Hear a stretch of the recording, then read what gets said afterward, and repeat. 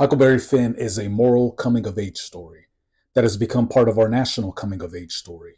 Written just 20 years after the Civil War, it both depicts and critiques the culture and its institutions, doing so through a developing relationship between an adolescent white boy and a runaway slave named Jim.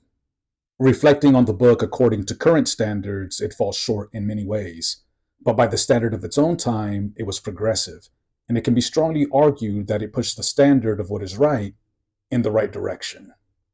The book has always been found by some to be problematic, most notably for its use of the N word over 200 times and its minstrel like depiction of Jim in many places.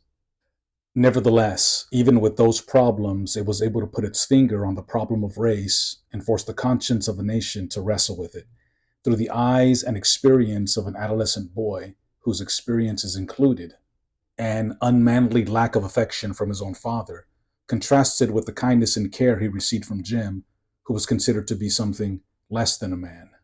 The dishonest dealings of two charlatans they meet along the river, contrasted with the sincerity and loyalty of Jim to Huck's safety and well-being.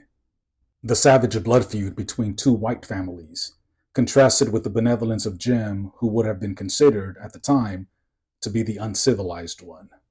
And the hypocritical Christianity of Huck's caretakers, contrasted with the quintessential humanity of Jim, which transformed their relationship from one of coincidental companionship to genuine friendship. Huckleberry Finn teaches us that part of growing up is learning how to think for yourself, especially in the face of a society united in error. That real change is a process, and an imperfect one at that. That children are capable of wrestling with tough topics like racism and injustice, and that race relations will never improve without investment in real relationships with people who are different than us. This book is full of wit, humor, poignancy, both sharp and subtle in its cultural critique. I enjoyed it very much.